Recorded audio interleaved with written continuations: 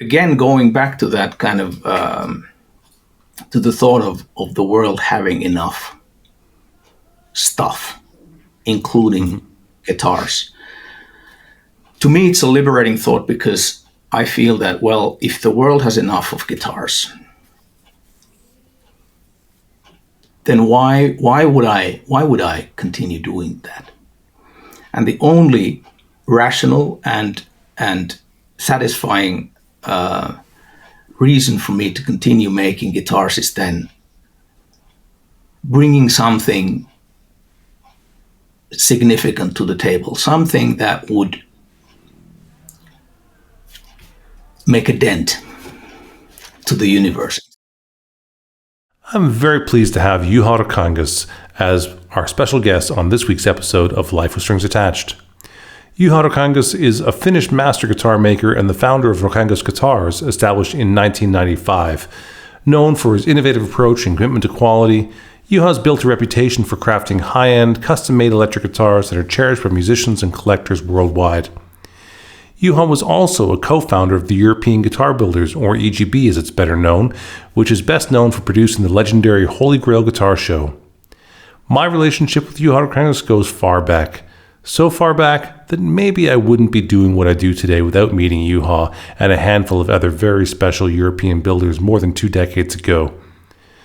I thoroughly enjoyed my conversation with Juha Ruokangas, and I hope that you do as much as I did.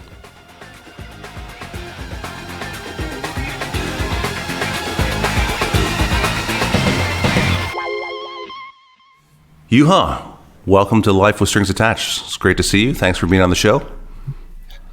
Thank you for the invitation. My pleasure. Yeah.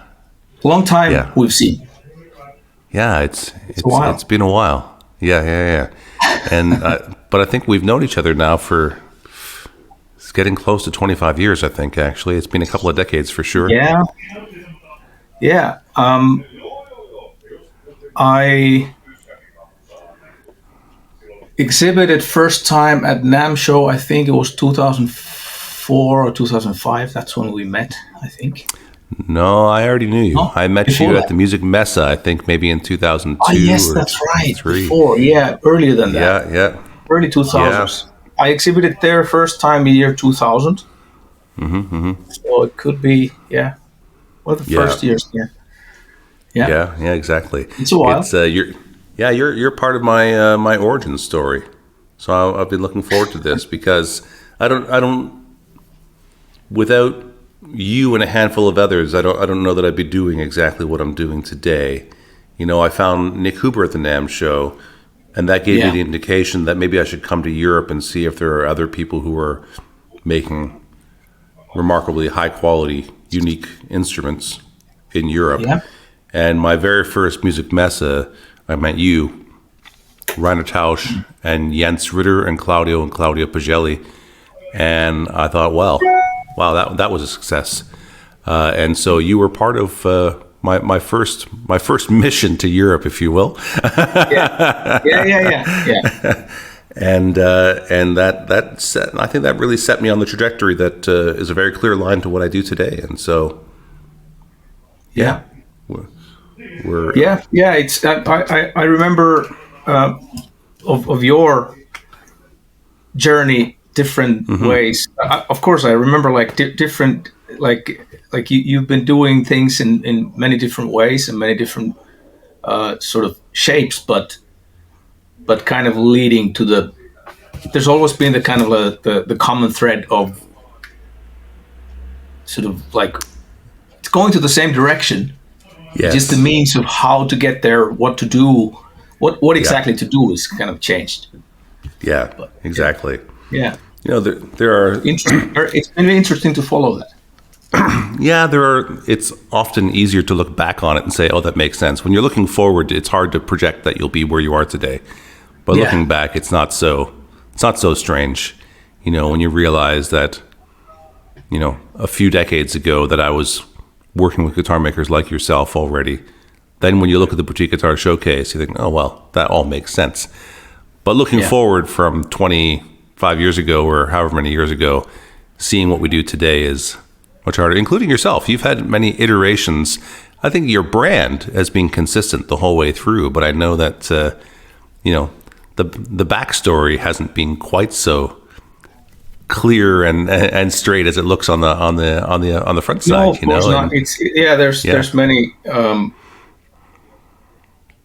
There'll be many. I would say I've learned a lot. And there's been some kind of like tough spots where that I'm kind of looking at these different hard times, different hard spots or tough spots were kind of stumbled our way through and survived, and so I'm kind of looking at it in the hindsight. It's like I'm grateful for all that, because that's the stuff that has taught me the most. And kind of also humbled me. Is my computer making some weird sounds? Some blips? I think your email program is open. If you can close your email program, it'll probably stop telling you you're getting emails. Yeah, there's something going on with notifications that I don't like, because let's see if that would do it. That's the modern world. Our phone makes noises, our watches make noises at us, our computers make noises at us. Yeah. And I don't know if you've I'm going to close a bunch of apps on the computer, so let's hope that does it. But I'm kind of used to doing this when I do my own podcasts, or my podcasts live streams on YouTube. Maybe you've noticed I've been doing that. But now when I started this and I'm using different browser and sort of, I kind of blacked out and didn't do anything. Now it's done. Let's see if my computer understands. If not, tell me and I will fix more. We'll do something with the notifications of the Mac. Yeah. So let's fast forward. I mean, it's been a while since we've seen each other and spoken. It feels like we saw each other a few times a year for many years of our lives, and it's been a little bit at this point. Even though you were just in Italy, and I'm currently in Italy, but I was in Germany when you were in Italy, and that happens also. You know, paths almost crossed. Almost crossed. So bring me up to date. What's going on with you up there and life and life is good. We're pretty much doing what we've been doing all along, like making guitars, trying to find new ways. I would say more and more it's kind of boiling down to not making so much guitars, but or more guitars, but kind of almost the other way, like, okay, what meaningful could we bring to the table? It's kind of like, sometimes I've said in my on my live stream that, the world has enough guitars. There's so much guitars. Like, there's so much music. I mean, I think it was who's the guy? I'm bad with remembering names. Who's the guy? Porcupine Tree guy. Wilson. Oh.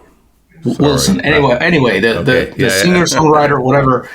I think he said about the music business, like something like that. The world has so much music, all possible kinds of styles of music, and the streaming platforms are so filled with all types of music that the world doesn't need more music anymore. Like a provocative way of putting it, but at the same time, I kind of feel the same way actually about the guitar business. That Well, you know what's happened. You can see what has happened to the boutique guitar business in these 20-25 years that you've been around. I've had the business around for almost 30 years. Emma, can you please close the door because there's so much noise coming from there? And can you say hello to Jamie? Hi, Jimmy. Hi, Emma. Great to see to you. see you. Our second guest on Life with Strings Attached. There you go. Yeah, Emma is my wife.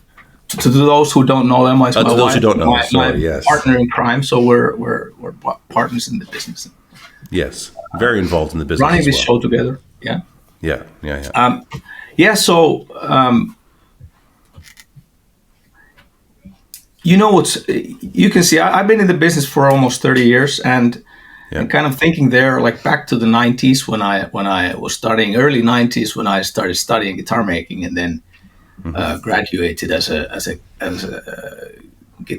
artisan guitar maker in 1995 and started my business, and this was at the kind of like the turning point of, cell phones started becoming kind of more popular then, and the whole concept of internet had kind of started to popularize at the time, but we didn't have the social media, we didn't have the YouTube, we didn't have the world was a much bigger place than it is nowadays, as we're kind of shrunk into this, like where everybody is connected to everybody else, and if we want that, the world has changed, and what we remember, like if we think of back to the 90s, what was the boutique guitar? It's a term that was kind of hardly even existing at the time in the 90s. We had Tom Anderson Guitar Works. We had Pensa Sir was making something. Paul Reed Smith was still kind of up and coming, so to speak, and the boutique, the global international boutique guitar market as we know it today, it did not exist at all. And later in the 90s, when I started like visiting first time, I think it was 1990. Well, 1994 was the first time I visited Frankfurt Music Messe as a visitor. I was still studying to be a guitar maker. You had there like a handful, maybe a dozen or something. You had these little companies exhibiting their stuff, kind of in the shadow of the industry, so to speak, and thinking year 2000 when I exhibited at Frankfurt Music Messe for the first time, you kind of, if you wanted to be from Finland, from this remote location of ours, if you wanted to become international, you kind of had to go to one of these big shows. That was your chance to kind of meet people, because how could you meet people? There was no email existed, but I mean, there was no such connecting platforms that we have today, and you had to go there. And so thinking at that time from Europe, we had maybe 20, 30 companies, little companies, maybe 1 person, 2 person, 3 person companies that were kind of putting the work and taking the risk and striving for it. And some of us are still around from that time. But then kind of fast forwarding to 2024, and we have this global market of, what would be your guess? I mean, I don't know. Is it thousands or tens of thousands of one-person companies around the world that are doing somewhat international something? Well, if they're doing international business, frankly, I think that we're still in the hundreds, but there might be thousands. There's certainly thousands of independent guitar makers, but whether or not they have a global reach or global relevancy is another story. That's also like, I would say that we've kind of partly what has happened also, that we've kind of partly lost touch of that. There's no way of telling what's what exactly, because it's the same thing that has happened to music industry. I would say, I would say like more. On the other hand, like some of the old structures have crumbled down in the music business. Universal Music's Sony, they become more investment bankers of owning old music copyrights rather than investing a lot of money to finding new talent, finding new music. But at the same time, more and more diverse types of music is published today and is available to everyone more than ever, probably. Different kinds of music. It's just that each one of us lives in our own bubble of social media. We get fed the types of music we like, but we kind of don't exactly know what's going on for real. So I would claim that, whereas you could say that maybe there's hundreds of internationally or small businesses doing international, going into being like having that international presence. But then there are that whole group of builders that is always kind of surprised to find someone that I've never heard about this guy. And then I find out that, okay, he's been around for a very long time and he's catering to this very specific niche of something. He's making 10 or 20 guitars a year and delivering it all over the world to this niche that I didn't even know that this niche existed. And it's like every day or every week, or if you kind of dig somewhere, you kind of keep finding this, and you keep finding the same from music. If you like, I don't know, like Norwegian death metal, the church burning guys.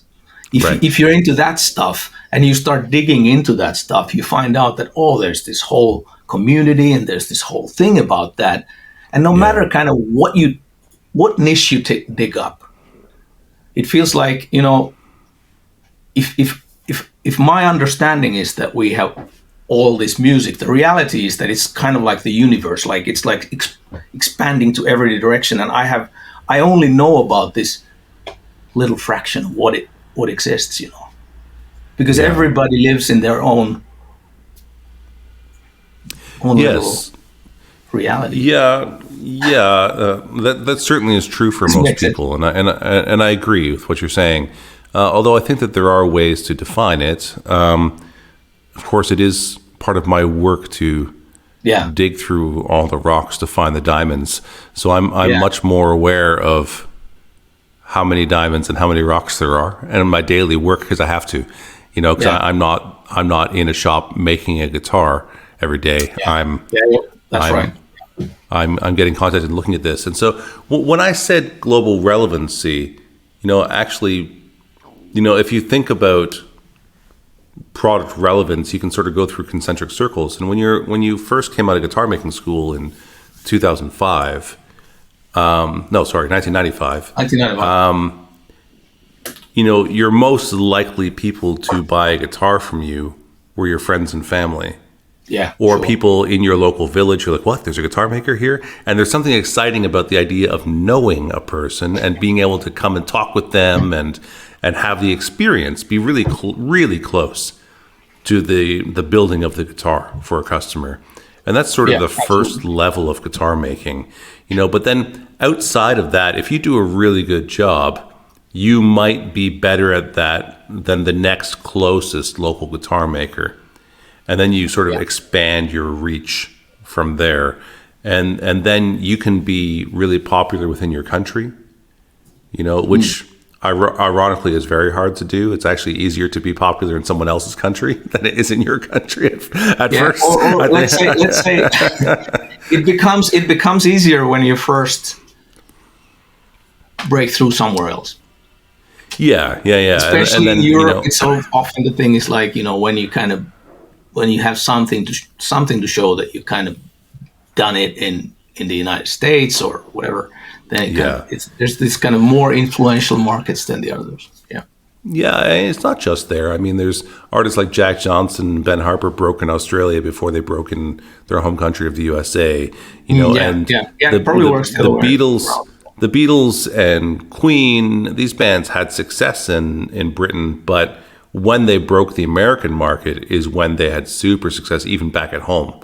In the UK. I think they tell stories about going to America, and America blew up, and they came back to the UK, and the UK also had blown up, but it wasn't that way when they left.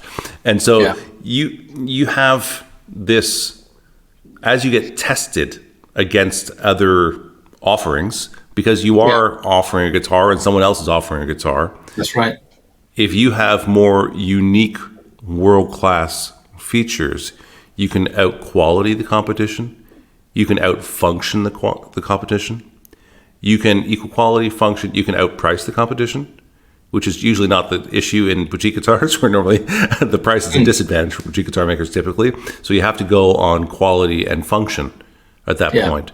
And then when you meet on quality, function, and price, then we can deal with looks, which is why when you go to a really high-end guitar show, there's so many amazing quality guitars that everyone's competing on their look. Their logo, their colors, their wood, at that point in time, because they've all figured out the function and quality part, and the prices are fairly similar. And so you have to compete on looks at that point in time. And so when I say that there are definitely thousands of guitar makers out there, but the ones that can really competently and consistently sell in global marketplaces, you're refined to that point. You have to be offering something that many others are not, and so, you're right. I define them as unique world-class instruments that are contributing something to the conversation of the guitar. Yeah. That's a wordy way of saying it, but when I'm talking to you, Juha Ruokangas of Ruokangas Guitars, and when we talk about your instruments, say, well, first of all, they are a world-class quality. Your quality is second to none, and what makes them unique? Well, you have a number of unique features within your instruments. Stylistically, they don't look quite like everyone else's, but it's really more about your commitment to things like Spanish cedar and what do you call? Are you calling it Baltic, Finnish birch? Well, the Arctic, Arctic birch or Arctic birch. It is a relative species or part of similar to Baltic birch, but in the Nordic countries, in Finland, we have kind of a bit, the birch grows a bit different, and right, you're further north. So we have, I hear you, and can I continue? Your moose, your valve buckers, all of that kind of stuff. The point is, it's those distinguishing features which allow you to sell globally, where someone else is making more or less a Stratocaster, and they can only sell locally. Yeah. So and this is where I get back to that kind of like that a little bit cryptic and provocative phrase that I said earlier, that the world has enough guitars. The world doesn't need more guitars. The world has enough guitars. And to me, that is actually as counterintuitive as it may sound at first. To me, it's a liberating thought, because it kind of gives me the freedom of thinking that, because I honestly think that the world has, if I think of quantity, and if we think of our planet, we have this one planet, right? Currently, there are some that are trying to find us another planet, but so far we have this one planet. Yeah. And in order to preserve the little that is left of it, the beauty of it that is left of it, and to not continue destroying it, I would say that the only sensible thing for our species is to consume less and to do things that are in the current light of development, and in the way, if we look at the history of our species, it doesn't look very promising, but I'm a sort of a idealist is not the best word, but romantic, let's put it that way, romantic, and a hippie romantic, in the sense that I'd like to think of somehow leading things to that direction, that we would consume less and be sensible and understand that this is the one planet we have, and the more we consume, the worse the planet is doing. And if our species would disappear from this planet, the planet would do much better without us. So it's kind of like that. And Really? so Do you really believe that anti-human sentiment? Do you really believe that? Well, for the planet's sake, if we forget about humanism and all that, if we just think of the planet as it is, yeah, definitely. But you have to separate us from the planet, and we are not separate from the planet. We're no separate from the planet than the wolves and the deer are, and we need both the wolves and the deer and the humans. And so I find that a very nihilistic sort of approach, and I hear it often these days. But carry on with your anti-human sentiment, and I'll let you carry on. I'll finish off because it kind of, so.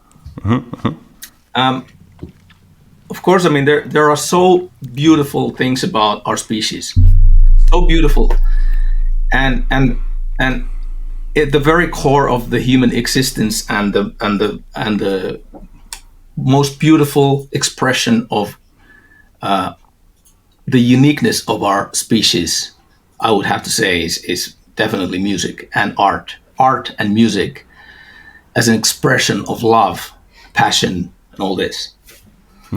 And extending to then crafting and innovating the tools to make music with, or so. I mean, the music is something. I heard an interview from a guy, a violinist, conductor, a Finnish guy who's kind of made it big in the classical music. Pekka Kuusisto, violinist, conductor, Finnish, famous guy in that genre, and he was interviewed and he was asked about the significance of music and to him, and he was kind of phrasing it that, isn't it interesting that if we would have an alien species landing on our planet, an intelligent species that is capable of traveling in space and all that, and we can find a way to communicate with that species. And this other species they would be intelligent, yes, but they would be unaware of a concept of what music is.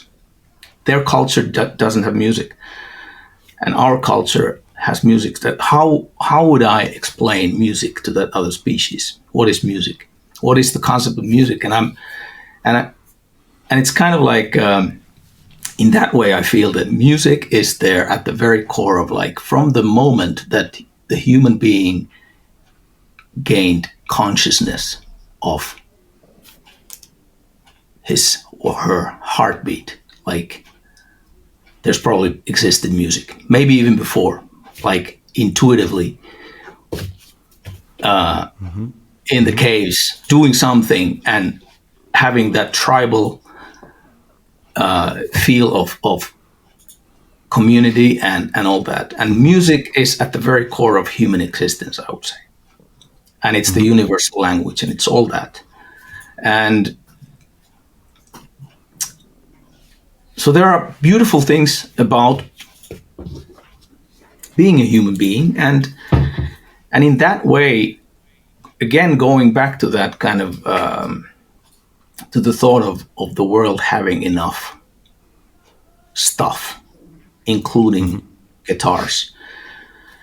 To me, it's a liberating thought, because I feel that, well, if the world has enough of guitars, then why would I continue doing that? And the only rational and satisfying reason for me to continue making guitars is then bringing something significant to the table, something that would make a dent to the universe in some way, nudge something somewhere where we haven't yet looked at, and something that moves people. And it gives me the freedom from, to it's kind of like the like a mental exercise of finding a way out of the box. Out of the box of, the whatever the tradition tells me to do, and where it kind of steers me to do, and kind of like, well, if you look at, it's kind of funny things, these, looking at guitars and looking at the whole kind of the business, the guitar business, and all this stuff, and in parallel looking at what's going on in music, and in the type of music, let's say, you and I grew up with. The rock music, the pop music, the way we kind of remember it, experience it, the kind of like the evolution of where things have gone from the 40s, 50s, 60s, 70s, 80s, 90s, and these different kind of like rock music phenomena, like guitar-driven rock music, whatever, and these big phenomena that happened in the different decades. And then coming to the 2000s and kind of asking myself this question, asking yourself, or I could ask you, where is the last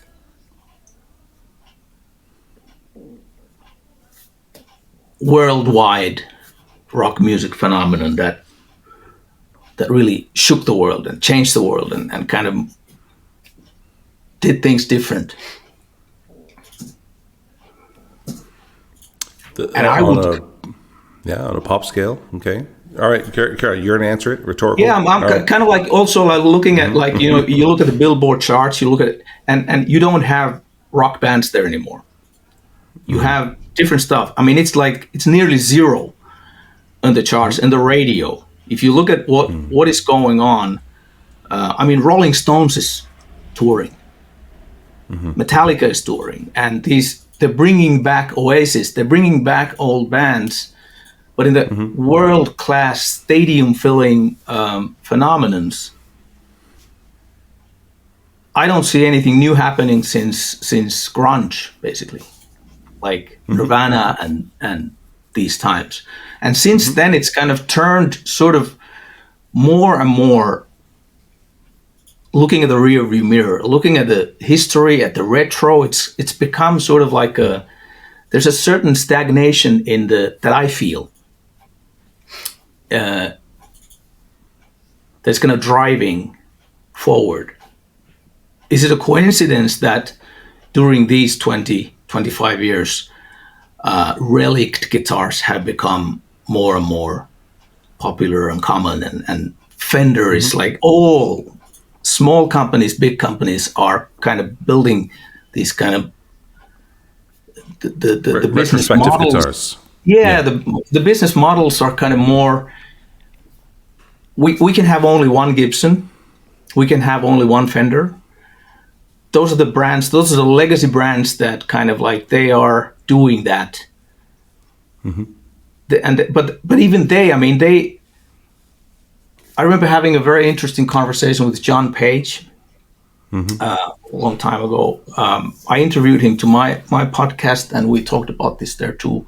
The kind of when Vince Canetto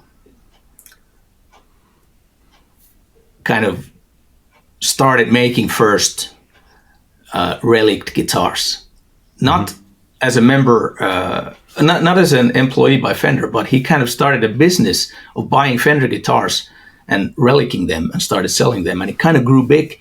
And then Vince Canetto was one of the guys who was hired by Fender to start the whole relic phenomenon in guitars.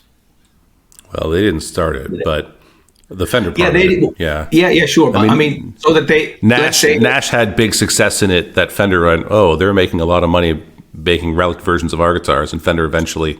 And Vince Pinetto, who then started it's Vinetto guitars, or maybe he was doing that. I can't remember the timeline of it. That's but okay. He was one of the first guys, anyways, like Nash and some others. Yeah, but kind of Fender picked up on that trend and started kind of pushing it forward, and it has become. And the same goes to technologies. It's like we have. We think of the tube amplifiers. Then solid state came late 60s, 70s. And what did we do with that? We wanted to, the technologies, there was some new stuff happening. We could do better reverb than ever because we had better technology for that. So we could kind of go forward somewhere where we hadn't gone before.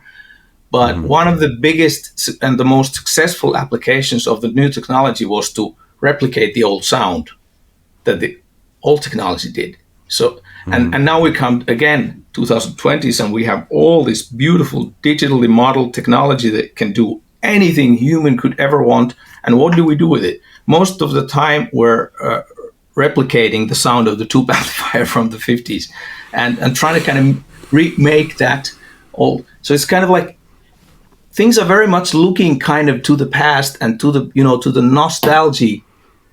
nostalgic part of it. And I get it. I mean, I get it. But let me challenge this a bit. Oh, okay. Carry on. Make your own challenge. Jimi Hendrix, right? Mm-hmm. Yeah. What did Jimi Hendrix do? Did Jimi Hendrix like to take old guitars or old amplifiers or whatever? No, that was unheard to him. I mean, he took the latest. He took the latest gadgets. He took the latest. Always played the latest year model of Stratocaster. He didn't want 50 Strat. He took the latest model, whatever. If it was 69, he played a 69 Strat. He took the latest amps, he took all that, and then he misused the equipment in such ways that the manufacturers were like, oh my God, he's breaking them. That's not the way he's supposed to do that. And what he was doing, he was kind of like following his intuition, definitely not looking to the past, but taking big risks, trusting his intuition.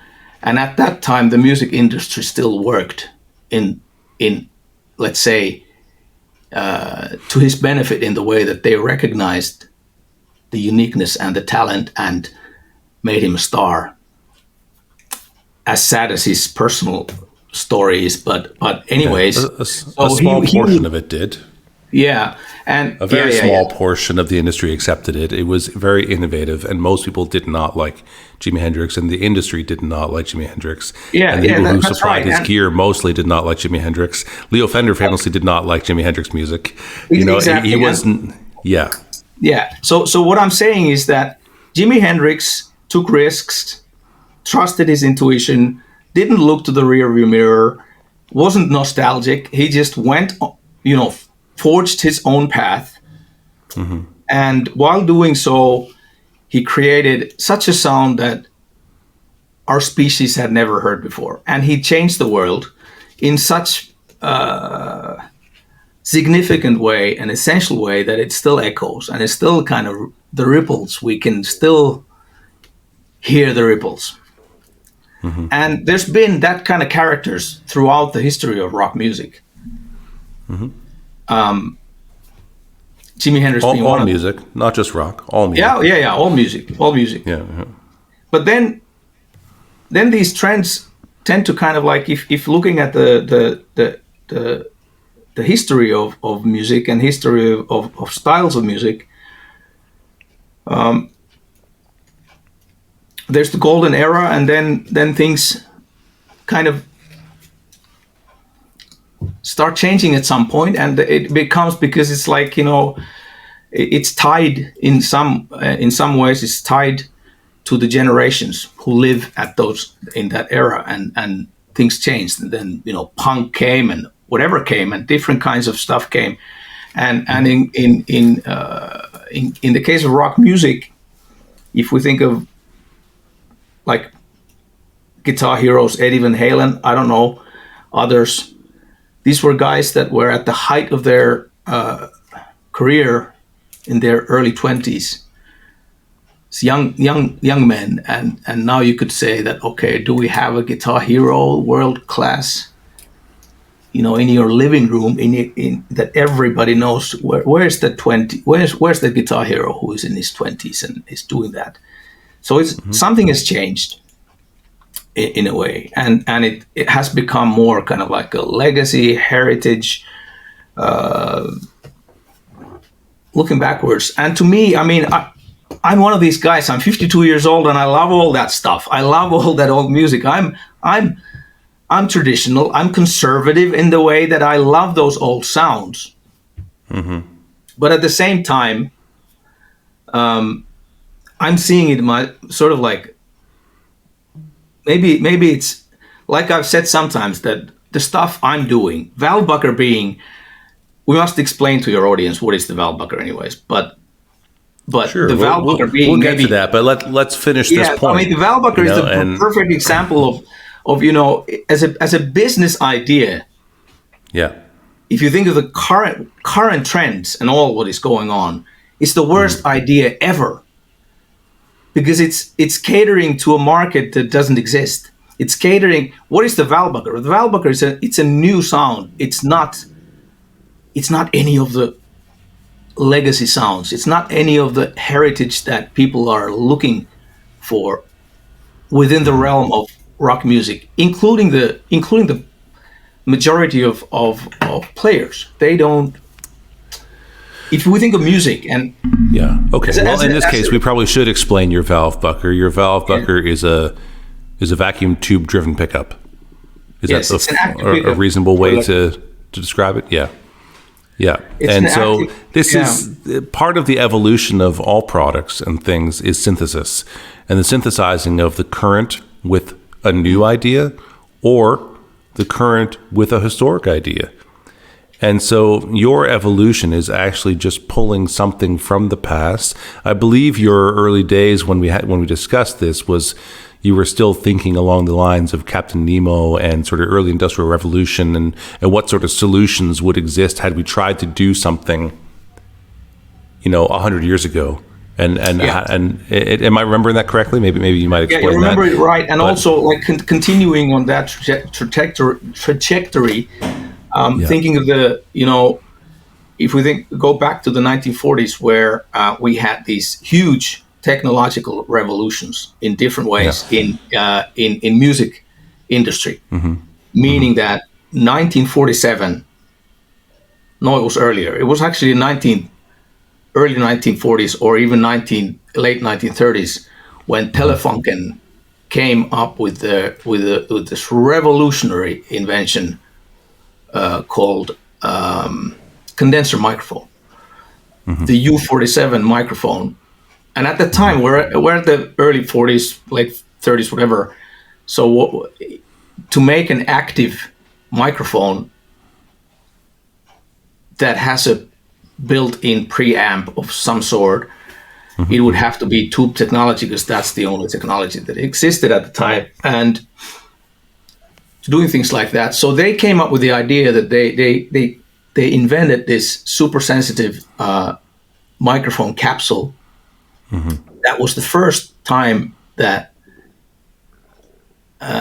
it was technically possible to capture human voice and playback that human voice in a natural sounding.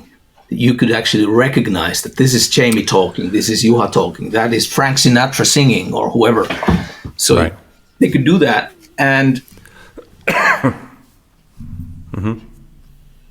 and the idea was to find a way to capture the natural sound or the movement of air, the signal from the air, without coloring it in any way, to capture it in as authentic way as possible. we have terms for that. We can call it high fidelity. We can call it, we might call ourselves who are kind of seeking that experience in listening to music. You could call us audiophiles, whoever, if you want. So that kind of like studio technology was capable of doing that as early as 1930s, 1940s, and it was kind of like the starting point to where the recordings, we listen to jazz recordings or blues recordings from 1950s, and oh boy, how beautifully recorded music they were capable of capturing and salvaging for the next generations at that time. And at the same time, electric guitar didn't follow that path of becoming something like a natural sounding or high fidelity or whatever. The role of the electric guitar became something else. Well, they tried to. They didn't successfully do it.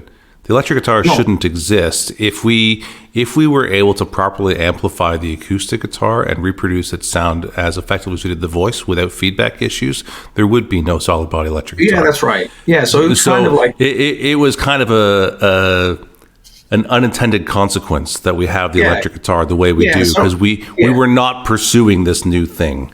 So electric guitar took a path because we couldn't get it right.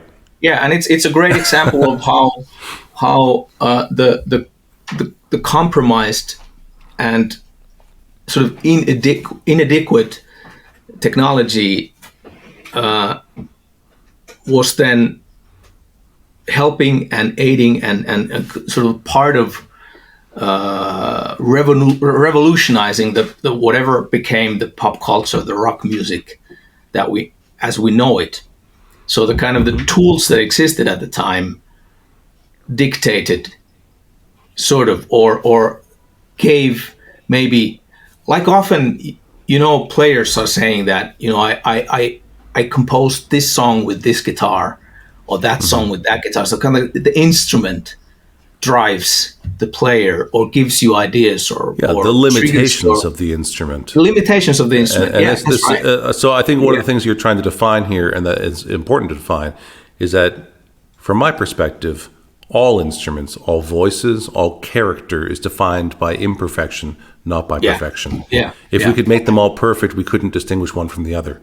So it's the fact that they are not perfect that allows us to identify one thing from the other. And so this attempts to create a louder guitar that could not compete with the horn section and the drum set, which was evolving at this point, led to inadequate recreations. However, the limitations of those opened up new possibilities and new inspirations. And then the musicians took those limitations and found new inspiration. And that new inspiration, when it develops enough body of work, then we start to try and recreate the body of work developed with those limitations. And that's the retro part that you're talking about, is it's actually the recreation of a imperfect body of work. Yeah, that's right. And emotionally attached to. Yeah. A nice example, I think, like a funny example is the overdrive, the distortion, a characteristic that all the manufacturers want to get rid of. Yes. In their equipment in the early days of amplifying anything, and the speaker cone and speaker element and all that, and you wanted to get rid of distortion, and then these rebellious young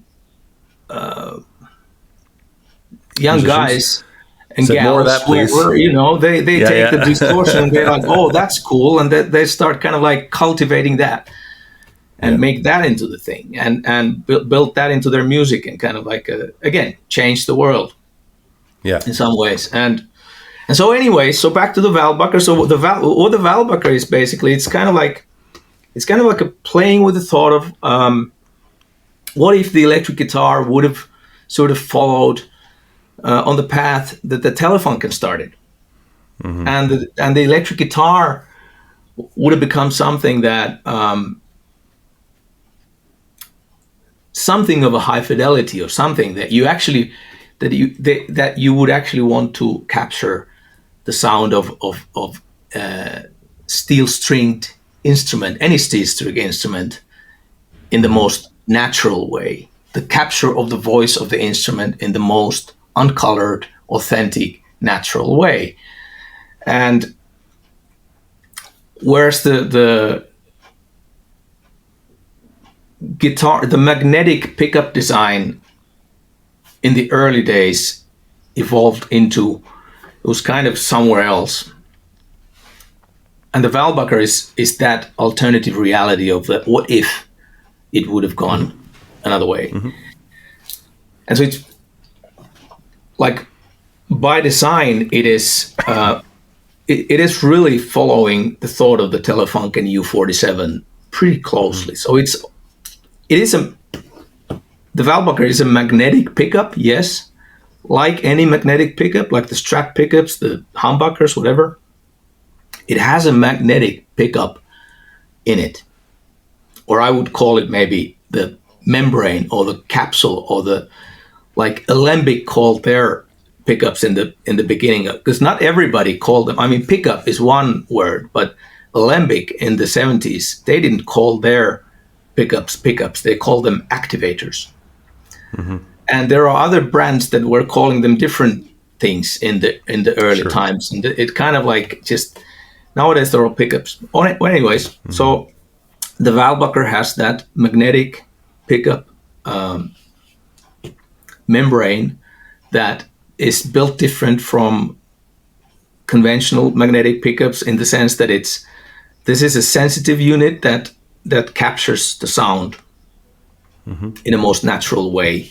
But in the same way, it has kind of the same drawback as the Telefunken U47 had, that when you make such a sensitive membrane that is capable of, from the slightest movement of air, capturing that, the signal that it is capable of producing passively is tiny. It's very, very small, and you need to amplify it right there at the source, so you don't lose any of the texture or the resolution and the nuances and the richness of the signal. You need to amplify it right there, right next to the membrane. Mm-hmm. And that's why the Telefunken U47 has the inbuilt tube preamp inside that big chunk of a microphone. Right. And that's why the Walbacher has the tubes. Sometimes people ask, why don't you just put the tubes on the floor? Well, mm-hmm. then we would lose half of the richness of what the Walbacher actually captures. We would lose it in the cables and in the and depending on the length of the cable, you would change the amount. Yeah. So it's a kind of a different way of thinking the electric guitar, and I've kind of, now that we were in Cremona for the exhibition in Italy last weekend. I did a masterclass there about the kind of the evolution of the Walbacher pickup. Is this related? Hang on a second here. You're stacking points, and I'm not letting you off your hook for your nihilistic, anti-human perspective at the beginning of this conversation, and anti-guitar, because of course the first question that it begs is if there's already too many guitars in the world. You know, you sound like John Lennon, and Paul McCartney's response was, some people say the world doesn't need another love song, and he had a massive hit with it. Yeah. You know, because John didn't want any more love songs, and Paul said, screw that, I'm going to keep writing love songs. And he kept on having hits with love songs, you know, and, you know, so the first question is, if the world doesn't need any more humans, and if the world doesn't need any more guitars, then, as awful as it sounds, shouldn't you be the first to go?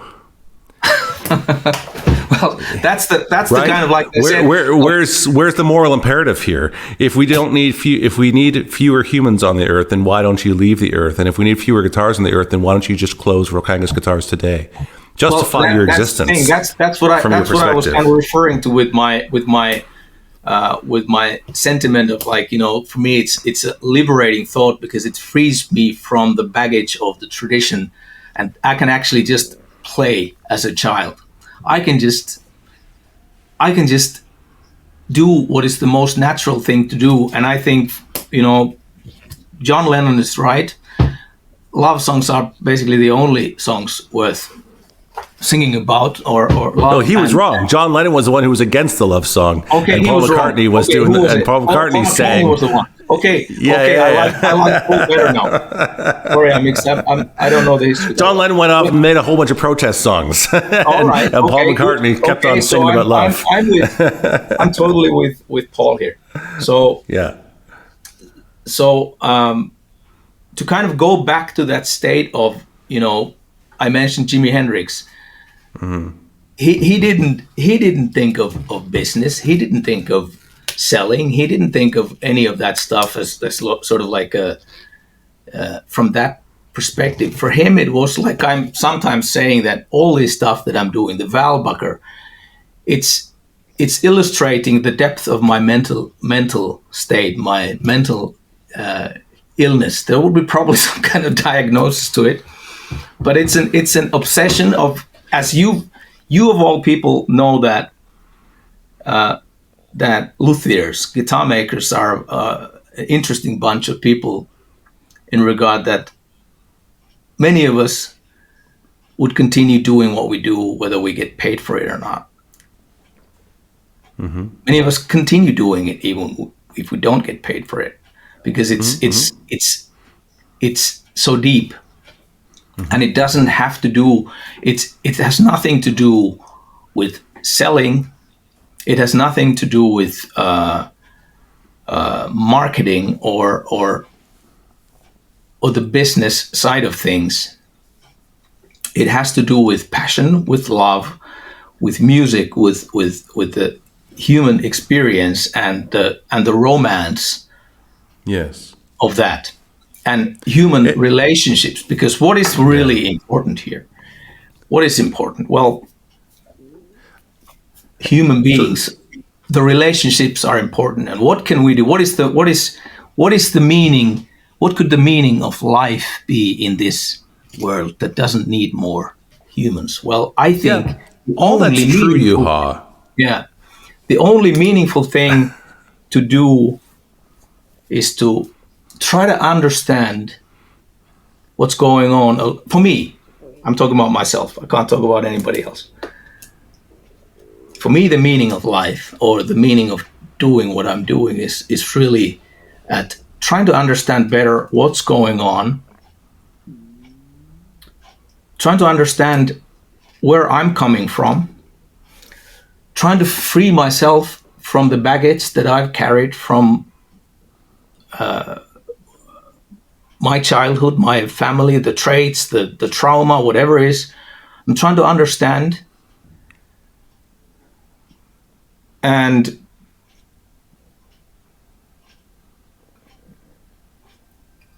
if I carry on a little bit lesser of a baggage to the next generation, if I can cut off something that I feel is not great,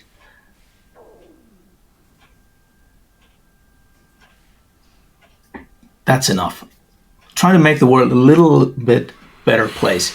And I think with the guitars, with the Valbucker, with whatever, I mean, this is, for me, it's like, it's kind of it's a dimension of the same thing. I don't even, somehow the first priority of doing this is kind of, I don't know if it's guitars really, or pickups or whatever. It's more like, what can I do so that it would maybe inspire someone to make that next love song that would change the world, that wouldn't be found without this instrument, because this instrument inspired in a new way, a new sound. And I hope that somebody would take the Valbucker and misuse it the same way as Jimi Hendrix misused his equipment, and kind of nudge the world somewhere where it hasn't gone before. Yeah. Mm-hmm. That's a wonderful sentiment, and I hope that happens too. Yes. I can only do my best, and as we all can. And yeah, that's what I'm doing. That's why I'm doing it anyway. Why I'm continuing doing this. Cedar Creek Custom Case Shop is your premier fretted instrument custom case maker, and we invite you to create a musical instrument case unlike any other, one that's unique to you. Every Cedar Creek custom case is hand-built by highly skilled craftspeople using only select woods, Prominence Forge hardware, and premium instrument-friendly materials. At Cedar Creek Custom Case Shop, we are dedicated to helping you design the case of your dreams. Find out more at cedarcreekcases.com. Yeah, but there's a lot of unnecessary, challenging thinking involved in that process. You know, this idea of not carrying forth the baggage. You know, I think that we live in a time where is full of, and often guitar makers being romantic about what they're doing are often in a state of willful self-denial, where we are choosing to say, I can't tell you how many guitar makers tell me, I'm not a businessman. You're sitting in your office in front of your computer where you make your invoices, you know, like you sell your product, and selling your product is what facilitates your art. You are, you know, we say we would make guitars anyways, but you would until you starve. So you, or you make your money somewhere else. And so in order to sustain this, in order to make a real difference in the world, it is not helpful to deny the fact that there are realities in the world with what the business is and such. Jamie, we've talked about this before. In many contexts and many different eras and times. And I totally agree with you. Of course, this is a business, and I'm running a business. Yeah. And to continue doing this, we have to make money. Yeah. Sure, that's a given, and that's like and it's essential. You're absolutely right, and I'm not one of those. I'm not among that bunch of luthiers. I know you're not, but I want to make it clear who are willingly, let's say, living in poverty and sort of. I'm not an idealist in that way. No, for me, it's like when I say about it that it's not about the money and it's not about the business. For me, it's more like it's like a mental exercise of priorities. Priorities in terms of that if money becomes the first priority, I think that's when we're off. That's when we're off. The first priority needs to be love, needs to be passion, because otherwise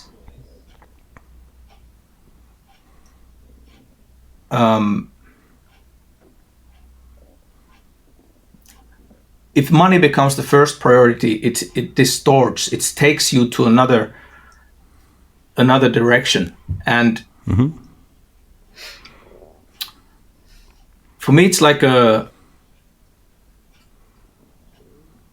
you say, you have to sell guitars. You have to sell guitars. And I would like to say that no, I don't need to sell guitars. But people need to buy. People need to buy guitars. I don't need to sell them, but people need to buy them. You know, I don't like selling them, but people need to buy them. And what is the way to sell them? Or what is the way that keeps people buying them?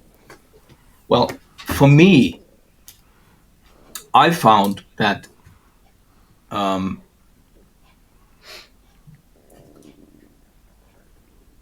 the more transparent and humble and honest and direct I communicate of what it is that we are doing, what are the values behind it, why do we keep doing it, the passion to why do we keep doing it. When we just communicate that, we can call it a story or we can call it a a narrative, but it has to be a true story. For me, when it's a true story of me sharing who we are, why we are, how we are, what we are doing, it looks like when I'm communicating this to as many people around me as I can,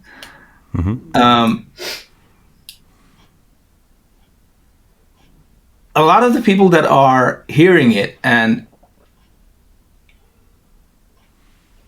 or our paths cross, maybe they watch a podcast such as this one or some other. A lot of the folks that are coming across and hearing what I'm saying, this is not interesting, and they turn away and they go somewhere else, which is okay, because I don't need to please everybody. All I need is the people who feel this is worth something. This guy is talking something that makes sense, and they're doing something that makes sense, and and when I've been kind of continuing on this trajectory, because if there's a common thread in my doings for the 30 years, I'm the luthier who has always very openly talked about the backgrounds of why is it the Spanish cedar and not the mahogany, what it is about the Arctic birch, what about the thermally aging, or as they know, the roasted wood, whatever, which is like a Finnish technology, and we were kind of forging on that path, like before anybody in the international electric guitars, we were doing those baked necks on our guitars, and so on.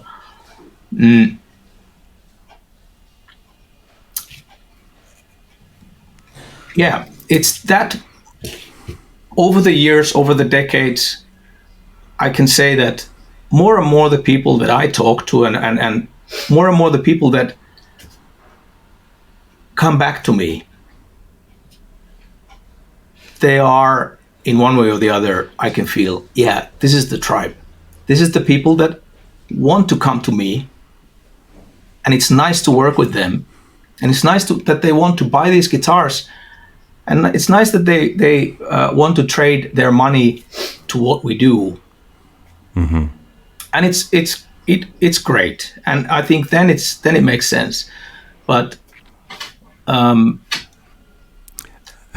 you can deny it as much. You can deny it as much as you want, Juha, but you're still justifying a way that you have to sell guitars, and you just don't want to call it that. And that's what I'm referring to as the willful self-denial that I find in almost all guitar makers, is that they are selling, they don't want to call it selling. They're in business, they don't want to say they're in business. They just want to talk about the romantic side of it, and that's fine. It's not a problem, because frankly, you still get the work done. Many guitar makers don't still get the work done, unfortunately. And then that's also not a problem unless you're complaining about it. Now, if you're complaining about it and you're not getting the work done, well, it's nobody's fault but yours. There's a problem. There's a problem. At that point. I agree. I totally hear you. I totally agree with you. And as said, and I remember, don't it's feel not just the two of us in this conversation. There's a whole bunch of other people in this conversation who don't have a voice right now. So I'm not just speaking for myself. I'm also listening to what you're saying and saying, I need to address the audience in what we're saying. So when you say, Jamie, you and I have talked about this, well, they don't know that. They weren't sitting on the steps in Mannheim, or they weren't in the restaurant in Frankfurt, or wherever we happen to be, So I need to bring the audience into the conversation from time to time on these things and clarify. Right. And I think that, but still I find it interesting and sort of also fitting that, as you say, I wouldn't know this as much as you come across with different builders, but like you say that, the guitar makers say they're not selling guitars, they're not in business, all that. Yeah. Some of them have are making it work. Some of them are not making it work. But at the core of it, like, I'm asking, okay, why do we guitar makers are in that I would say, yeah, for a lot of builders, it could be self-denial.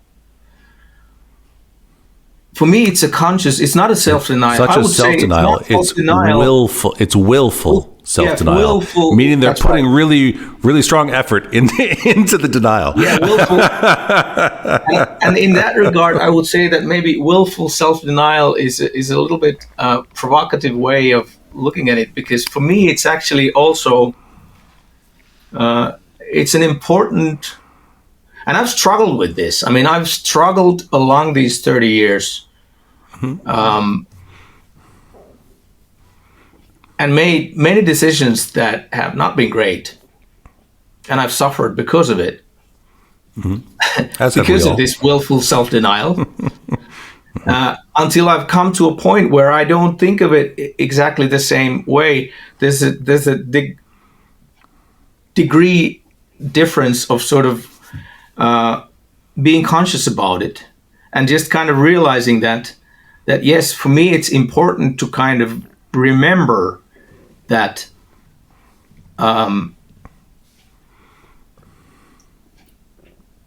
in order to keep this meaningful for myself,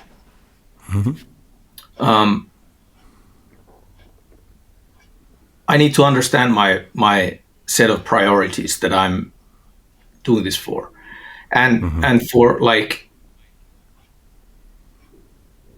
a good friend of mine, we had a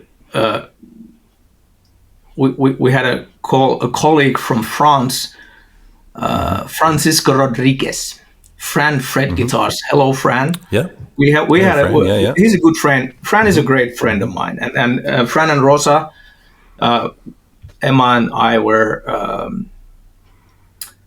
we're brothers and sisters from different mothers. And more friends than colleagues. First friends, then colleagues. We had a call yesterday, and Fran said it very well, like the set of priorities. What is the set of priorities for him? Mental health, number one. Family, number two. And then comes the work. And there's also the work, and there comes also the money, the livelihood, the business, and that whole part. And for me, I can so much relate to that in order to keep these two things, the mental health and the family, first priorities, the mental health and family, that's kind of like, it's tied into the passion of music for me, in a way. And so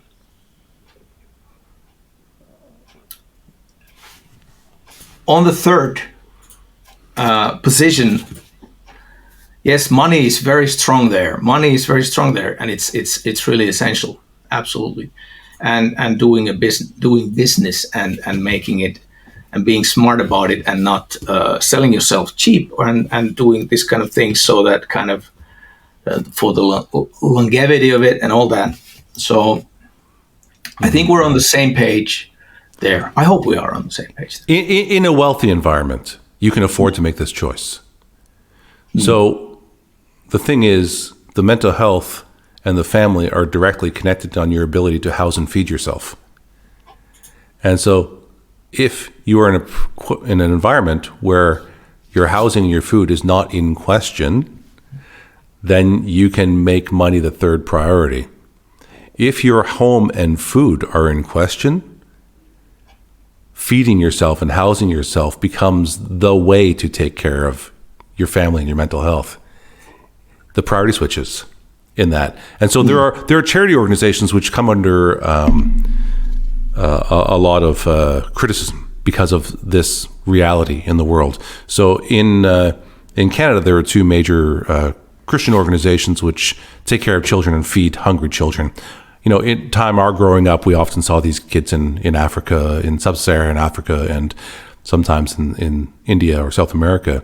And one of the organizations would go in there and evangelize them and try and help them with Jesus. The other one also believed in Jesus, but their first priority was feed them, because nobody can hear what you're saying when they're hungry. Yeah. Well, they just need food. And so, and this is the part that in an environment where your basic needs are taken care of, you have the luxury of being able to do that and being able to have your family and your pets. In World War II, I was recently in Belgium this last year, where it came up that there were no cats or dogs in the streets anymore. Yeah. There was no food. And pets were less of a priority when your children are starving. And so, not to make this all too dark, but the point is, this idea that, and by the way, money is just a narrative for trade. Yeah, of course. It's just a narrative for, I no longer hunt for my food. I no longer grow my own vegetables. And so I do something else, which gives me credit, which I can take the same useful credit to the butcher and to the grocer and the farmer in exchange for it, right? And so money should really be replaced with the idea of, commerce is just an exchange of value between people with different skill sets. So it sort of is the thing that evens out our capacities in the world, is that we're capable of, right? And so the part where that becomes unhealthy is when someone says, I have to take care of my mental health first, and they can't feed or house themselves anymore. Then they spiral down and down and down and down and down. And actually what that person needs to do is get out of the house and go do something to take care of their needs at that point in time. So, and those are extreme environments. But the truth be told, there are many guitar makers who are just staying in their workshop, hoping that the world changes, and hoping that someone else does the work, and hoping that someone else will recognize their genius and come and buy their guitar, even though they're not showing it to anyone. They're not making the videos you're making. They're not taking the pictures you're making. They're not letting the world know what's going on with them out there. And so, Jimi Hendrix, when you said, he wasn't thinking about the business, I'm not so sure about that. Jimi Hendrix, toured a lot, recorded a lot, and that might have been him, just his artistic expression, but I don't know that he wasn't thinking about taking care of himself. And he came from a poor environment. I know that much about his history. And anybody who's poor has to think about money. Rich people, they don't think about money. Poor people think about money all the time. Rich people, it's just a part of what's always been there. It's a different equation for them. And so there's a consciousness that happens. And so now let's move on from this. I need to go back to some stuff you said, because frankly, you're a very good monologuer, and you talked on for about 45 minutes without me being able to address some things. I gave you some space to talk about it. Not the first time. So I need to go back and address some things that you said sort of early on, because I've also put a lot of thought into these areas. It's a part of what I teach at universities and guitar making schools, and this sort of unwritten future of guitar and the arcs and what happens. And what you're expressing is a very common thing to express, because it's all observable and true. The guitar market has changed, because the arc effectively on this particular movement is closing. Yeah. However, there were many iterations of rock. As a matter of fact, rock is not the beginning. Rock and roll is a beginning of the rock genre, but rock was different than rock and roll. Rock actually was the European influence on American rock and roll. Rock and roll left America, went to Britain, and came back as rock. And that was frankly a more sophisticated history of music. And the British, like Led Zeppelin and Queen and such, imported a lot of European music into, or injected a lot of European music into rock and roll, and that became rock music, which became heavy metal, but also splintered off into punk, which also splintered off into on and on and on and on and on, right? Yeah, but the thing that this is it's a new possibility that, the inspiration creates a different response in different people. And so at the beginning, it looks very tangential, where there's all sorts of amazing things happening. It's a very exciting time, because this is happening over here, and this is happening over here, and this is happening, and they're doing this, and they're doing this, and they're doing this, because everyone's responding to something the first time that we've never seen before. And so the response is quite different. Yeah. But as success happens, as someone rises above the competition and more people, all of a sudden 9 out of 10 people are preferring to listen to this artist over this artist, we start to filter and we start to sort of define what it is we really like about that particular way of thinking. We call it a genre or musical genre, but really it's an exploration of ideas. And those ideas are defined by particular things. If we talk about rock and roll, it was defined primarily by still a 3/4 beat, not a 4/4 beat, with the rock and roll stuff. And it still had upright bass, and it still had a very different way of, often piano was in there, but by the time we refined it in rock music, the piano mostly went away. Some organ came in, that part of it. Actually, you're wearing a Boston shirt, so I've been singing Boston the whole time I'm talking to you. And so I say organ, I think foreplay. The beginning of this album, if I'm seeing the right album. Anyways, on your shirt, yeah. I've had more than a feeling for the last hour and 20 minutes. So. We start to refine it, and eventually you've kind of explored everything there is to explore within that idea, right? Within that particular way of thinking. And then we start to say, well, it's all been said. It's all been done. There's no new music. It all sounds the same. That's because we've all kind of collectively through the culture agreed upon that's what that is. And now if we take this and transplant it into guitars, in the early days of certain guitars and amplifiers, were very different ideas of that sound. But today, if someone released an effect on your computer or a pedal and they said rock guitar, blues guitar, metal guitar, so on and so forth, if it didn't have a very particular sound, you'd say, that's not a rock guitar sound. Yeah. Because we all know what it is. Yeah, we've the refined it.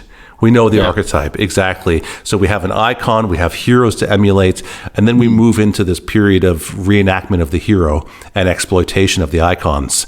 And we do that over and over again.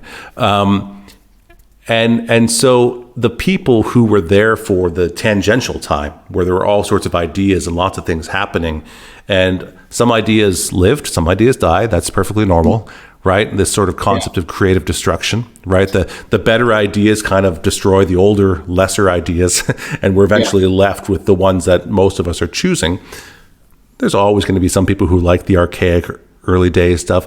I still love picking up an old National fiberglass guitar with rubber binding, when they didn't intonate, they didn't tune, but they're still cool. They're interesting. White Stripes' first album is an example of what that guitar can sound like. The thing is, there's always a new idea.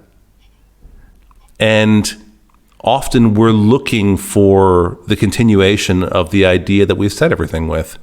And if we're looking there, then you're right. And if we're looking at the same realities and responses, like, why don't I hear them on the radio? My first response is, well, who's listening to the radio? That's not where young people listen to music. Yeah. That's so, and the evolution of new ideas. Typically, Steiner observed that life happens in 7-year cycles. And that third 7-year cycle between 14 and 21, that's where every major artist is discovered. Because in that third cycle of life is when we all project ourselves. Kids look mostly kind of the same up until about 14. Around 14, we all say, no, I'm into this. No, well, I'm into this. Well, this is my thing. This is my thing. And you start to project to the world your idea of your reality and the world. And that's the period in which artists project out these new ideas. And the ones who are doing something really special in that 14 to 21 year, those are the ones that oh, wow, that's amazing. And frankly, if you haven't already done it before you're 21, the odds are it's highly unlikely you're going to distinguish yourself as an artist, like as a musician, an illustrator or painter. That talent is there already at that age. You might get better by the time you're 25, 30, whatever it happens to be. And you might come into your own really at 42 or something of the sort. But what identified you as special and unique in that area is already there before 21. And so if you're looking for where the new movements are, you probably have to be looking to the youth. And it may not be on this particular instrument set or in this particular way, Now, well, they are that actually. said, I would say they are everywhere and using every possible tool and every possible genre. It's happening everywhere. yes. It's like a kind of like Yes. the universe expanding. It's like happening in the grassroots. It's happening all over us, everywhere, Yeah. and the whole world. It's happening in countless parallels that are very difficult to grasp. And this is why. Then this is why. Referring to earlier when I said that the Universal Music and Sony, they have shifted from being primarily record companies to bankers who are buying. They're using like Ted Goya, the Record companies were always bankers. They were always investment firms. There were always people who said, you have something in Memphis that we don't have in New York. I'm going to buy it. I'm going to have the rights to it. No one else can have it. And we're both going to get rich because I can sell it in New York and Chicago and London. They were always bankers. Let's put it this way. Record companies, there's a very interesting interview by Rick Beato of an American Ted Gioia, I know who he is. Ted Gioia, yeah. Yes. It's like a 1.5 hour interview where they go through this stuff. Great interview, I agree. People should go watch it. You watch it, great. Okay, so you know what I'm talking about. So, so in that regard, the business model has changed. That whereas record companies still 20 years ago, when they were investing money to scouting talent. But nowadays they're not. They kind of lost that because of the business has changed so much, and the grassroots has become. It's kind of like now the TikTok artist or the TikTok somebody who has 1 million followers in TikTok. Has the upper hand. They kind of like Universal Music doesn't sign a contract unless you have so and so much followers in TikTok and Instagram and YouTube, wherever. So you've kind of like they sign people who already have made it. Yeah, that's where Justin Bieber came from. Yeah, and this is like this is how it has changed. So it's kind of like. And I think the interview, I think it's a great interview, especially because I mean it kind of if you look at it from sort of like a cynical point of view, it could be a little bit depressing to watch some parts of that. Where is the world going? But to me, again, the stuff, the data and the statistics that Ted Goya is pulling in that interview and talking about, it's liberating and it's hopeful and it's actually exciting. Where, like you said, we live in a super exciting time where you never know what's coming next. And one thing pretty sure, that it's not coming from Universal Records and it's not coming from Sony, because they are signing artists. They are playing safe. Committees are writing the songs. There could be 8 composers of a song, 7 producers of 1 3-minute song with 3 chords in it. That is successful and becomes like a hit. And what you can really pretty much say is that from the major labels, very little interesting stuff is coming because they're playing safe. They're not taking risks. They're not doing that anymore. They have to sell something. Yeah, what are that's they going right. to sell? They have to sell something, and what they're doing is that like Universal is now spending 80% of their budget not to scouting new talent, but to buying rights to old music. That's what they're doing. They're owning the catalogs. So that's where it's going. So, but that's not the end of the story, because the end of the story, or let's say the future. The future of the music and the future of whatever interesting is happening, it's not happening there. It's happening at the grassroots. It's happening at the all the indie people and all the small stuff that is happening. And I'm seeing it around me. I see people who are making their living and and making a good living out of music without ever signing to anybody. I mean, then this is becoming, and you can even like in a big scale, look at Taylor Swift. I mean, what did she do? I mean, she's indie. She re-recorded her albums to get rid of the record companies and pulled it off. Others have done it before her, but haven't succeeded in the same extent as she has. So I'm not talking about Taylor Swift's music. I don't know it. Just talking about it doesn't matter. I mean, she had a contract that, and she found a way out of it. To be honest, it's a pretty shitty business move to have a contract with someone and say that this is the deal. They made you famous. They got you the money in the first place, and then to say I'm going to cut out your portion of it later on. I think there's some ethical problems with that for me, and that she could just make money off of new music and doesn't have to cut out the old people on this. You're right. You're right in that, and I agree. Mm-hmm. And as said, just using her as an example of how the power play has changed. Sure. These days, that you can actually do it. You can actually pull something like that off. That would have been technically and in every possible way impossible 30 years ago. But now it has become possible, and it has become to a point where I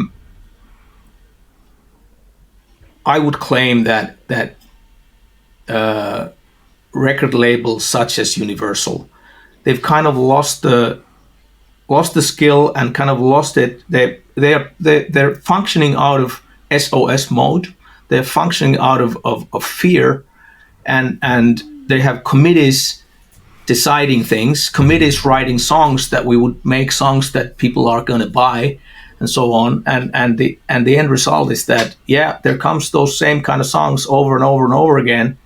And now we have the AI, another topic that Ted Goya and Rick Beato discussed in length in that interview. Whereas and the platforms such as Spotify pushing more and more stuff. But it all comes down to the same thing. It all comes down to the exact same thing, Juha, that was observed in modern economics 400 years ago by Adam Smith, the founder of modern economics. And he observed that you can reliably count on people to take care of their own interests rather than hoping for their benevolence. Yeah. Now, this doesn't mean that people are selfish. It means that when push comes to shove, if you can feed one child and one child is yours and the other child is someone else's, you'll feed your own child. Now, that's an extreme scenario, but you can understand that and you can overlay that onto every circumstance. Yeah. And it's not reasonable to expect people to be benevolent to you because that's the way you want it to be.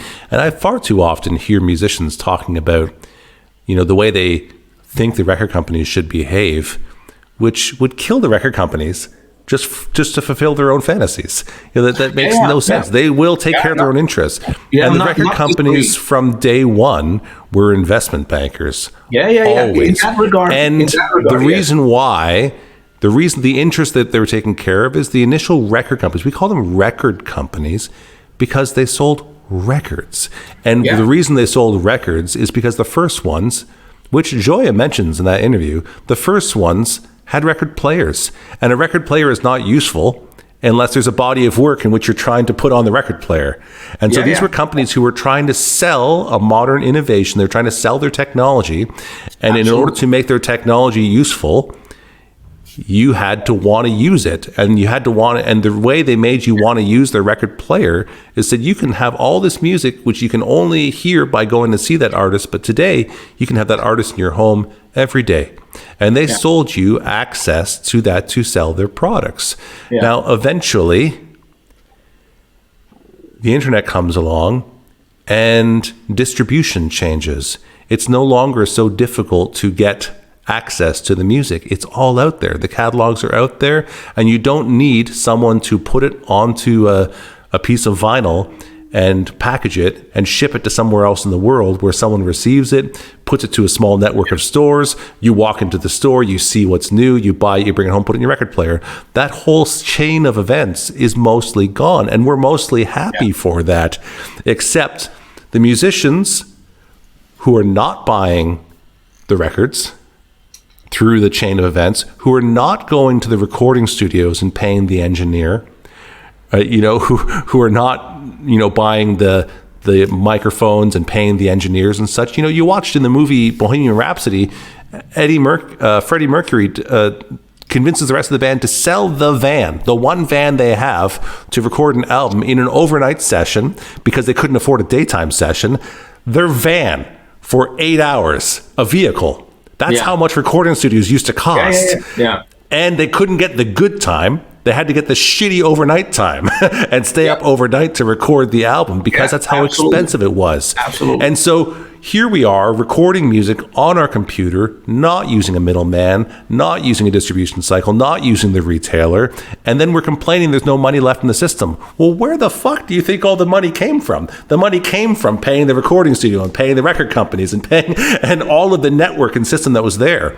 So we've condensed the whole system into nothing, which makes it really cheap for us to use, and then complain about the fact there's no money there when we want to pull the money out of it.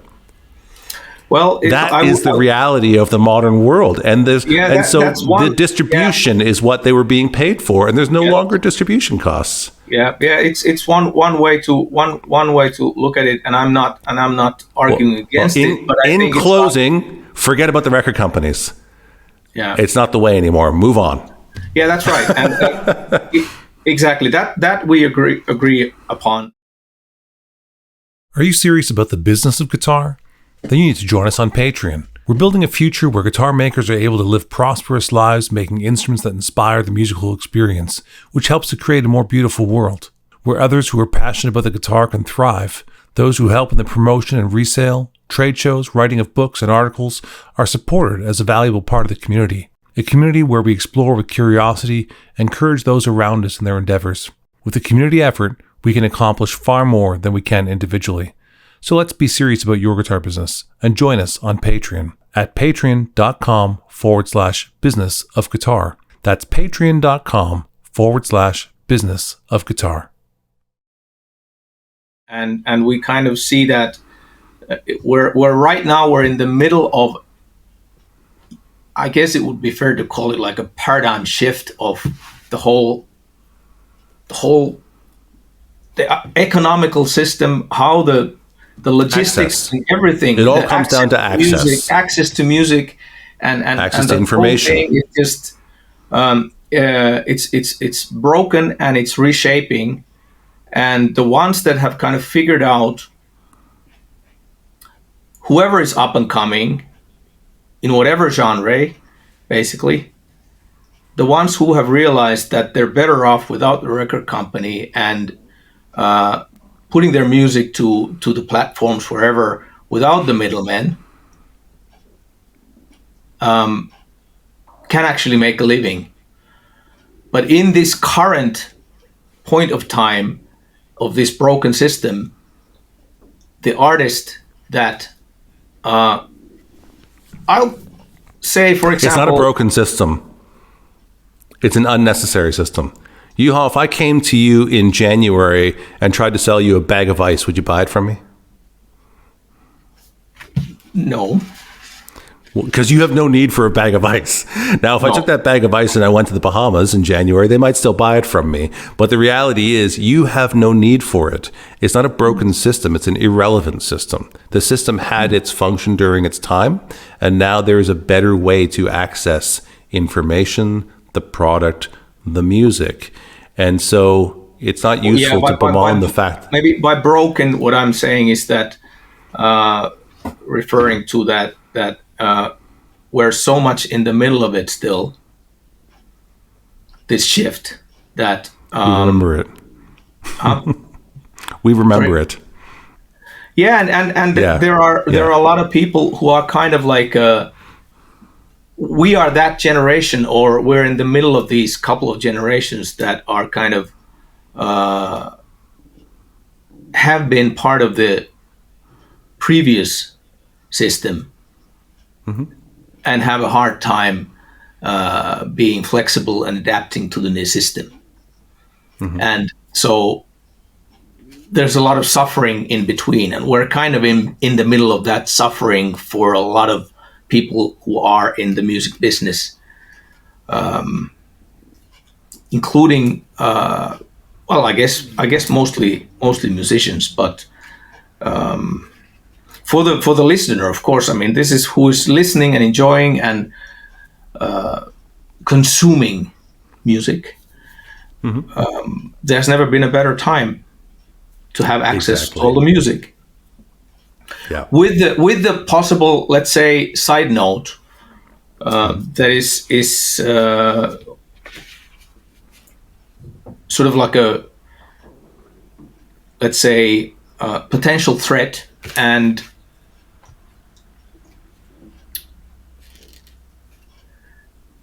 a potential to what we have access to corrode to a certain level is the problem that we have ongoing with the streaming with the most popular streaming platforms not being able to make their business successful, and then finding ways to play games which involve pushing a lot of AI music and a lot of and sort of making the music, or kind of driving the music into more like a passive consuming type of listening experience, where their smart playlist systems push you music that make, let's say, mainly is there for exists there for making the platform do better business, but not particularly any other. That's their own need, though. Yeah. It's not a charity. It's their need to do that, and you don't have to you don't have to buy their system. You have a choice in that. That's yeah. the free market. Currently, that's where we are a little bit broken. I mean, currently, you kind of like, you remember when Neil Young left Spotify, banging doors and left Spotify, and then tail between his legs came back to Spotify because he does need that system. He does have to be there because that's the power play that is right now in the.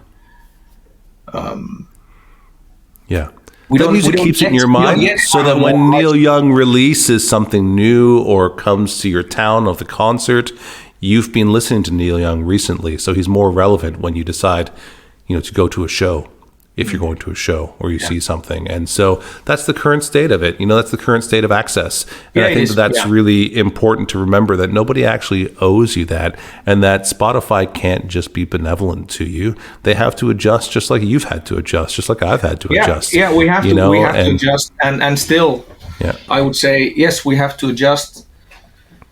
But it's also, I see it as my responsibility to be as conscious as I can, to be critical of and observe and do what I can. If there's something I can do to make the better choice, to make the right choice. And currently, in some ways, it's difficult. I would love to. How do you pronounce title? The TIDAL. The platform Tidal. The platform that was kind of like trying to break through as a more ethically distributing the money, more money so that it would kind of like be better for the artist, but didn't happen yet. But I would love to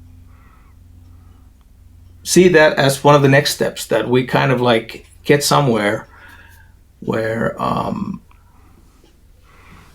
if you want to be benevolent, you can donate money to artists. Many of them have a patron these days. And you can go to Patreon and follow that artist and give them a dollar every time they make a new video or a song. There's artists like Amanda Palmer and Walk Off the Earth, and many artists who make a large portion of their income because people say, I want you to create music, and I'm willing to pay 50 cents, $1, $5 Yeah, it's every great that time. you- yeah. Up until 10 times a year, like they say, not every day, but up into a limit, I'll give you $50 a year or $100 or whatever the number happens to be, or $12 a year if it's $1, for you to continue making music. And so you can pay them directly without paying the record company specifically. Yeah, that's so if great. your Yeah. idea is to be benevolent and to make sure that there's music, that is still happening. It's evolving in different places. Yeah. And so, And it's great I that think you it's mentioned important. Yeah, it's great that you mentioned that, because it's also some of those things like the Patreon and maybe other. Because I'm not one of the people who is up to date on all the platforms and all the. I'm not the tech savvy person in that regard. I'm not that guy. I listen to my music 80% from vinyls. Right. I really, Yeah. Which is Just impossible for me. yeah, but I mean Because that's what I that's travel what- the world all yeah. the time. So my life is Yeah. better with Spotify, frankly.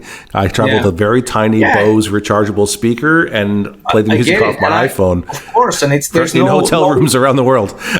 Yeah, and hands down. I mean, that's the way it is, and the way why I listen to music like that, the way I do Yeah. is just because I can, and just because for me the experience of it. I mean, it's our family. I mean, it's how we listen to music. It's like we go to our living room, we sit down, we put on a record, and we listen to music. And what record should we listen today? This is me, Emma, and our 13-year-old Elias that we do things like this. We sit down to listen to music and maybe read a book or whatever. Yeah. That's what we do, and it's an let's say an alternative pastime activity to watching a film or Yeah. whatever else. So Great. that's how we do, and this is how I can personally, of course, I can feel that okay, if the new artist, I can buy the vinyl. That's what I can do. But it's great that you mentioned the Patreon and these ways of, because that's, of course, I mean, this is the way, this is the direction where things are going. I'm not totally up to date. Where are we right now? But yeah, that's it's good that things are moving that way. My main point in saying that is I really believe in, I mean, these terms have been given a really bad rep in current society, the fatalist anti-human society of, but the idea of free market entrepreneurship, of creative destruction, which sounds so awful, but remember the first part is creation. You have to create something really valuable in order for there to be something else that goes away, which means, none of us are driving old Ford Model Ts anymore. We have a better car and we're happy to have the better car. It's more reliable. It gets us there. And so this is the thing, is that I really believe in humanity's capacity to find solutions. And so, the book that was released in the late 1960s, I believe it was, that talked about us having a fatal implosion of humanity when we get to a certain level has been so disproven at this point in time. That guy's still alive. He won't admit that it was wrong. But nonetheless, we have this point where we actually, the more humans that are on Earth, the more solutions we've found. We've basically solved hunger in the Western world at this point in time. Nobody's hungry anymore. 60 years ago, 2/3 of humans were living hungry. Now it's down to 1/3. And there's more of us than ever. And so we find solutions. We'll find solutions for the artists in how to listen to music and gain access for it. We will find solutions for the musicians with the instruments that inspire them, and they are looking for new inspiration. I know that Strandberg worked with Jacob Collier because he wanted a 5-string guitar, which was kind of hilarious for a company who made their name on making extended range guitars. We want 7 strings, 8 strings, 9 strings, 10 strings. Oh no, I'll take 5, please. Oh, okay. We back it up. I know Randy Parsons, who I interviewed 2 days ago. Randy, has an artist who's playing a 3-string guitar. Every day. That's the only guitar that guy plays on stage. Because actually the opposite of excess is by really limiting yourself and painting yourself kind of into a corner and saying, what can I do with less? That's really interesting. Yeah. And so humanity is creativity. The most valuable things that we find, every culture across the world in human history, all of the deities that we really elevate high what distinguished those gods? They were the creator. There is something about humanity which elevates creation above everything else. And it's our capacity to create which distinguishes ourselves on the planet. And it's our ability to find solutions, which makes us a necessary part of the ecosystem. Humanity is not a cancer on the face of the earth. Humanity is the solution finders on the face of the earth. Yes, sometimes we fuck up, but we also find the solutions and improve it. The desert is actually getting more green right now. NASA is sending pictures there. The world is getting more green. The narrative says it's getting less, but actually, what do plants breathe? Carbon. We're producing more carbon. The plants thrive. The forests are growing faster. So, it's not all negative, and it's our capacity for creation. No. And so, with this, I think we've had an exceptionally long podcast. Thank you, Juha. I appreciate all the things you've had to say. But I have to pay attention to the time here also. Sorry we had a brief disruption there. We're going to head over to wrap up this part of the conversation and head over to the Business of Guitar on Patreon. We put that behind a paywall because, well, frankly, we're going to talk about some inside business stuff, which just shouldn't be public knowledge all the time. And so if you're in the business of guitar, head over to patreon.com/business of guitar if you want to hear what Juha has to say. Frankly, he has a very unique business model. I know many guitar makers in the world. I don't quite know anybody who operates in the same way that Juha does. And so it's a very worthy listen. Juha, thank you for being on Life with Strings Attached. As I stated early in this interview, I don't know if I'd be on this path without meeting you and a small group of luthiers in Europe. For the Boutique Guitar Showcase and much of what my career has been. I'm certainly better off for knowing you. And so thank you for making inspiring guitars and for being here this whole time. Thank you, Jamie. It was a joy. And I said, thank you for inviting me. Thank you for watching and listening. You can find more episodes wherever you listen to your podcasts. And a special thanks to those who support us on Patreon. It's your support that enables us to do this work.